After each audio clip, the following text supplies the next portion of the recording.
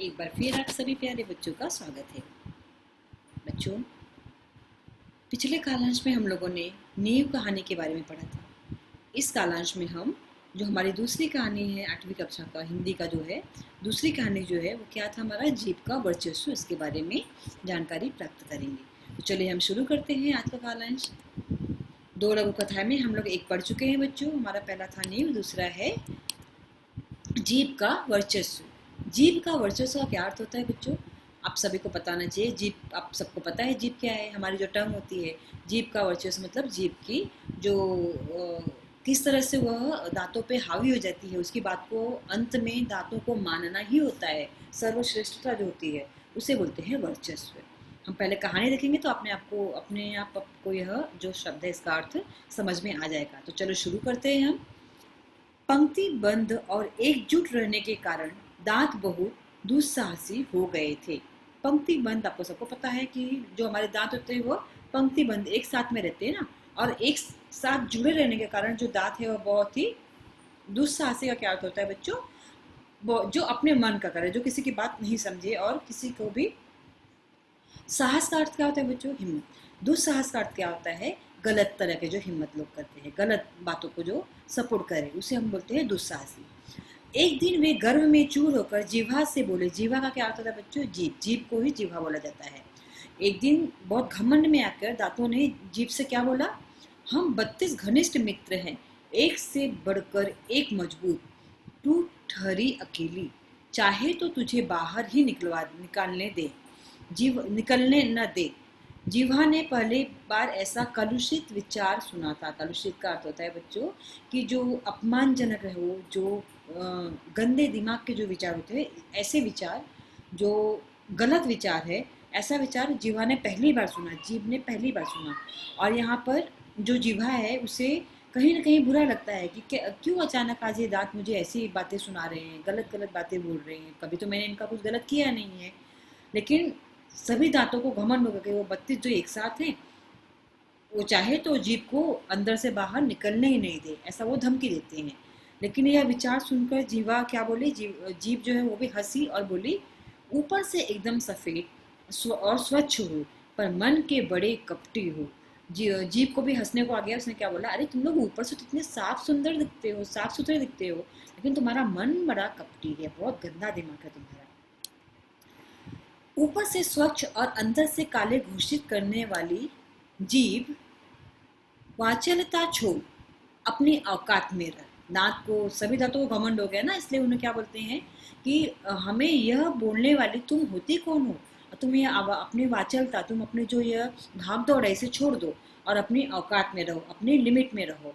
हम तुझे चबा सकते हैं, यह मत भूल कि तू हमारी कृपा पर ही राज कर रही है। दांतों ने किटकिटाकर कहा। किटकिटाकर मतलब गुस्से में आके कहा कि तुझे पता होना चाहिए कि तुम्हारी औकात क्या है, तुम्हारी लिमिट क्या है, और तुम हमारे अंदर रहती हो। अगर हम चाहें 32 जो घनिष्ठ मित्र हैं तो तुझे बाहर आने ही ना दे और तुझे उधर ही चबा चबा के रखें। इसलिए अपनी औकात में रहकर बात कर। तू हमें बोल रही है कि हम ऊपर से स्वस्थ दिखते हैं और अंदर से कपटी हैं, लेकिन तू अपने आप को देख, तेरी औकात तो हम यूं दिखा सकते हैं। दांतों ने आके गुस्से में किटकिटाकर कहा। जीभ ने नम्रता बनाए रखी किंतु उत्तर दिया। बहुत ही नम्र बनकर जीभ ने क्या बोला? वो शांत नहीं थी, उसने उत्तर दिया। लेकिन पहले कैसी थी बच्चों? वो शांति से सुन रही थी उनकी बातों को, और सुनने के बाद उसने क्या कहा? दूसरों को चबा जाने की ललक रखने वाले बहुत जल्दी टूटते भी हैं। बहुत बड़ी बात बोली यहाँ पे जीभ ने कि जो दूसरों का नुकसान करते हैं, वास्तव में उनका एक दिन नुकसान खुद ही हो जाता है। सामने वाले तो और जल्दी गिर जाते हैं। सामने वाले का अर्थ क्या है बच्चों? वो दांत को ही बोल रही है कि अगर वो सामने वाले, मतलब वो दांत को ही डायरेक्ट बोल रही थी कि जो सामने वाले हैं वो तो और भी जल्दी गिर जाते हैं। अब सबको पता है कि जीभ तो अपनी जगह रह जाती है, लेकिन जैसे ही हमारी उम्र बढ़ती है, उम्र के साथ में हम जो जीवा है वो तो हमारा साथ देती है, लेकिन दांत क्या होता है बच्चों? वो अपने स्थान से हिल जाते हैं, गिर जाते हैं, टूट जाते हैं। यह बात उसने, जो जीभ है, उसने टॉन्ट मारकर किसको बताया? किसको? दांतों को बताया। सामने वाले तो और जल्दी गिर जाते हैं। तुम लोग अवसरवादी हो। मनुष्य का साथ तभी तक देते हो जब तक वह जवान रहता है। अवसरवादी मतलब जब तक तुम्हें कुछ अवसर मिलता है तभी तक तुम काम करते हो। अर्थात जैसे ही खराब अवसर आ गया, खराब समय आ गया मनुष्य का, तुम उनका साथ नहीं देते हो, इसलिए उसे अवसरवादी कहा है। किससे? दांतों को। किसने कहा है बच्चों? जीभ ने कहा है। वृद्धावस्था में उसे असहाय छोड़कर चल देते हो। जो वृद्धावस्था है उसमें असहाय छोड़कर चल देते हो। यह जो बात सुनी तो अब क्या हो गया? अब दांतों को और गुस्सा आया। शक्तिशाली दांत भी आखिर अपनी हार क्यों मानने लगे? अब कहीं ना कहीं उन्हें घमंड था कि हम बहुत शक्तिशाली हैं, जीभ को तो हम अपने आगे उन्हें झुकने ही नहीं देंगे, उसे बोलने ही नहीं देंगे। लेकिन जब जीभ उत्तर पे उत्तर दिए जा रही थी तो उन्हें कहीं ना कहीं बहुत गुस्सा आया और उन्होंने बोला, हमारी जड़ें बहुत गहरी हैं, हमारे कड़े और नुकीलेपन के कारण बड़े बड़े बड़े हमसे थर्राते हैं। कहीं ना कहीं वो अपनी महानता को यहाँ पर व्यक्त कर रहे हैं कि जो हमारी जड़ें हैं वो बहुत अंदर तक रहती हैं, नसों से पकड़ी हुई रहती हैं, इसलिए बड़े बड़े लोग भी हमसे डरते हैं। लेकिन जीवा ने फिर से विवेकपूर्ण उत्तर दिया। विवेकपूर्ण उत्तर दिया मतलब क्या बच्चों? सोच समझ के, समझदारी से उत्तर दिया। इसलिए हमें पहले सब बात सुनना चाहिए और फिर उसका समझदारी से उत्तर देना चाहिए। क्या बोला? जीप ने बोला कि तुम्हारे नुकीले या कड़ेपन का कार्य क्षेत्र मुंह के भीतर तक ही सीमित है। विनम्रता से कहती हूँ कि मुझ में पूरी दुनिया को प्रभावित करने और झुकाने की क्षमता है। अगर आपको याद होगा तो हमारे बोल जो जीभ के द्वारा ही होते हैं, और जीभ ही ऐसी, जुबान ही ऐसी चीज होती है बच्चों जो हमें राजा भी बना सकती है और हमें रंक भी बना सकती है, मतलब हमें भिखारी भी बना सकती है। अगर आप अच्छे से बात करोगे तो आपको लोग सर आंखों पे बैठाएंगे, मतलब आपको महान से महान जो पदवी होती है वहां पर लेके जाएंगे। लेकिन अगर आपने अकड़ दिखाई तो लोग आपको यूं नीचे गिरा देंगे। इसका बेस्ट एग्जाम्पल आप सब समाज में देख ही रहे हो, मुझे कुछ ज़्यादा बताने की ज़रूरत नहीं है। जैसा जो बोलता है उसको वैसा मिलता है।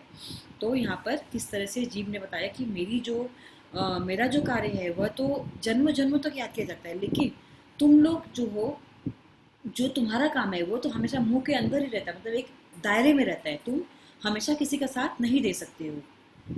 और जैसे ही जीभ ने यह बात बोली, फिर से दांतों को बहुत गुस्सा आ गया। उन्होंने फिर से जीभ को धमकी दी, हम सब मिलकर तुझे घेरे खड़े हैं, कब तक हमसे बचेगी? जीभ ने दांतों के घमंड को चूर करते हुए अब जीभ को भी गुस्सा आ गया। उसने चेतावनी दी, डॉक्टर को बुलाऊं?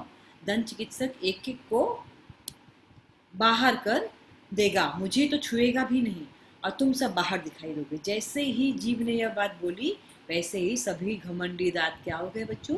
निरुत्तर हो गए। मतलब उनके पास कोई भी उत्तर इसका नहीं था, क्योंकि उन्हें पता था कि वास्तव में जड़ें किसकी हिली हुई हैं? दांतों की। जीभ तो हमेशा अपनी जगह ही रहती है। इसलिए जो सच व्यक्ति होता है वह, उसे कभी कोई नहीं हिला सकता है, कभी उसे कोई भी गिरा नहीं सकता है। झूठा व्यक्ति जो होता है हमेशा वो डरता रहता है, वो हमेशा चिल्लाएगा, आपको डराने की कोशिश करेगा, लेकिन अंत में हार बुरे लोगों की होती है। उन्हें कविता की यह पंक्ति याद आ गई, किसी को पसंद नहीं सकती बयान में, तभी तो दी नहीं हड्डी जबान में। आप सबको पता है कि जिस तरह से दांत अपने को बहुत महान समझ रहे थे, उसी तरह से आपने देखा है कि जो जुबान है उसमें कोई हड्डी नहीं है, लेकिन वह बहुत बड़ी होती है, बहुत ताकतवर होती है, वह बड़े बड़ों को गिरा देती है। इस तरह से जो घमंडी दांत थे उन्होंने आखिर में जीभ का लोहा मान लिया। जीभ का लोहा मानना मतलब जीभ की महानता को उन्होंने स्वीकार कर लिया। तो बच्चों, आपको यह कहानी समझी? यह थी हमारी एक छोटी सी कहानी जिसे हमने अभी देखा था। इसका शीर्षक क्या था? जीभ का वर्चस्व। तो जैसे हर बार हम करते हैं कि कहानी या पाठ या पोयम, कविता जो भी हम पढ़ते हैं उसको पढ़ने के बाद हम कुछ प्रश्न उत्तर देखते हैं कि हमें यह कहानी कितनी समझी है, हमें यह पाठ कितना समझा। तो चलो हम देखते हैं कि हमें कितना समझा। पहले हम शब्द वाटिका देख लेते हैं बच्चों। हम लोगों ने पहले जो कहानी पढ़ी थी वो भी, और अभी जो कहानी पढ़ी है वो, दोनों का मिलाकर यहाँ पर हमें दिया हुआ है। तगारी का क्या अर्थ होता है बच्चों? मैंने आपको बताया था, बड़ा तसला, जिसे हम घमेला भी बोलते हैं, जिसमें देखो मजदूर लोग अपने सर पे ले जाकर सामान जो बनाते हैं ना, सीमेंट वगैरह का काम, उसको उसी घमेले में डालकर वो क्या करते हैं? लेकर जाते हैं। तो जो तगारी है उसका क्या अर्थ होता है बच्चों? उसका अर्थ होता है घमेला। कलुषित का अर्थ होता है अपवित्र, दूषित। ललक, लालसा, तीव्र इच्छा। अवसरवादी, स्वार्थी, मतलबी। बयान, चर्चा, आवाज, कथन। बच्चों, हमें दो मुहावरा भी मिला है। श्रेष्ठता को स्वीकार करना, लोहा मानना का क्या अर्थ होता है बच्चों? श्रेष्ठता को स्वीकार करना, रंगे हाथ पकड़ना, अपराध करते हुए प्रत्यक्ष पकड़ना। अब हम देखते हैं कि हमें जो बहुत सारे क्वेश्चन आंसर दिए हुए ना, उसका उत्तर क्या होगा। दांत की विशेषताएं, अगर आपको याद होगा कि दांत की विशेषताएं क्या हैं, हम लोगों ने जो पढ़ा था ना, वो पंक्तिबंध है, एकजुट है, घनिष्ठ मित्र हैं। ऐसे आपको देखो वहाँ पे चारों विशेषताएं दी हुई है, जिसे हम पीछे देख सकते हैं जाकर। ये देखो, पंक्तिबद्ध, बद्ध, एकजुट, दुस्साहसी उसकी विशेषता नहीं होगी बच्चों, ठीक है। घनिष्ठ मित्र हैं और दूसरे इसमें देखते हैं बच्चों,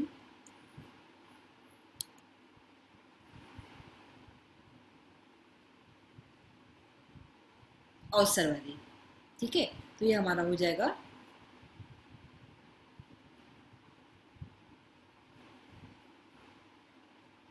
ये हमारा जो पहला प्रश्न था उसका हो जाएगा पंक्तिबद्ध, एकजुट, दुस्साहसी में नहीं लिख सकते बच्चों, क्योंकि उसके बारे में पूछा गया ना, दुस्साहसी और घनिष्ठ मित्र। या बोल सकते दुस्साहसी एक तरह से उसकी विशेषता नहीं होगी, तो हम विशेषता में नहीं डालते इसको, तो ऐसा हो जाएगा अपना होता है। देखो, पंक्तिबद्ध, एकजुट, घनिष्ठ मित्र और मजबूत, एक से बढ़कर एक मजबूत, ये अपना उत्तर हो जाएगा। अब हम देखते हैं बच्चों कि हमारा जो दूसरा प्रश्न है वो क्या था। दूसरा प्रश्न है कि जीव द्वारा दी गई चेतावनी, क्या चेतावनी दी थी बच्चों, अगर आपको याद होगा तो चेतावनी दी थी कि डॉक्टर को बुलाऊं क्या, तुम सबको एक एक को वह निकाल के बाहर कर देगा, वो वाला उत्तर यहाँ पर आएगा। तीसरा उत्तर क्या हो जाएगा बच्चों, पंक्तिबद्ध और एकजुट रहने के कारण दांतों में आया गलत परिवर्तन, क्या गलत परिवर्तन आया था बच्चों, वे दुस्साहसी हो गए थे और वे, उसका वही उत्तर हो जाएगा कि वे दुस्साहसी हो गए थे। अब हम देखते हैं जो आगे का है, विधानों के सामने चौखट में सही अथवा गलत चिन्ह लगाओ। जीवा ने अविवेकपूर्ण उत्तर दिया, नहीं विवेकपूर्ण उत्तर दिया था, इसलिए यह गलत हो जाएगा। दांत घमंडी थे, सही। सभी अपराधियों को नियमानुसार सजा नहीं हुई, गलत। ठेकेदार पुराना था, ठेकेदार नया था, इसलिए यह भी गलत हो जाएगा। सभी अपराधियों को सजा हुई थी, इसलिए यह गलत हो जाएगा। अब देखते हैं उच्च जोड़ियां मिलाओ। बहुमंजिला क्या हो जाएगा आपका, इमारत। अधिकारी, भ्रष्ट। नया ठेकेदार, ईमानदार। और सार्वजनिक समारोह क्या हो जाएगा, सम्मान। लास्ट वाली देखो पंक्ति में आपको आया था पिछली बार में जो वीडियो देखा था हम लोगों ने, उसमें उनको सम्मानित किया गया था ना, तो सम्मान आ जाएगा इसका। तो ये हम लोगों ने देखा। अब आगे देखते हैं भाषा बिंदु में क्या दिया हुआ है। निम्नलिखित शब्दों के आधार पर मुहावरे लिख कर उनका अपने वाक्यों में प्रयोग करो। अब हमें बच्चों यहाँ पर ना चार हमारे शरीर के जो अंग है वो दिया हुआ है, तो हमें एक एक करके जो भी दांत है, गला है, मुंह है, नाक है, उससे संबंधित हमें मुहावरा जो है वो बनाना है, ठीक है। जैसे मैं आपको यहाँ पे मैं उत्तर नहीं दे रही, लेकिन मैं आपको एक्सप्लेन कर दे रही हूँ। जैसे नाक, तो नाक में इनको पता है नाक का क्या हो सकता है, हम लोग मुहावरा बना सकते हैं, नाक में दम करना। उसका वाक्य क्या हो सकता है बच्चों, कि बिल्ली ने बहुरानी के नाक में दम कर रखा था, ठीक है। तो हमारा जो हो गया नाक, उसका आपने बना लिया। उसी तरह से हम दूसरा देखते हैं कि हमारा क्या है, दूसरा दांत है, और उसके बाद क्या है हमारा गला है, और उसके बाद क्या है बच्चों हमारा लास्ट वाला जो है वह मुंह है। तो हम देखते हैं कि दांत का क्या होगा। दांत, आपको पता है कि बहुत सारे मुहावरे हमारे पास है, लेकिन हम जो एक है, मैं आपको एग्जांपल दे देती हूँ कि दांत का क्या हो जाएगा। दांत का हो जाएगा दांतों तले उंगली दबाना। तो हम इसके ऊपर वाक्य क्या बना सकते हैं कि 5 साल की बच्ची को अभूतपूर्व कार्य पर जब सम्मान मिला तो सभी लोगों ने दांतों तले उंगली दबा ली। तो यह अपना हो जाएगा दांत से संबंधित जो हम लोगों ने मुहावरा देखा। उसके बाद का क्या हो जाएगा, गला।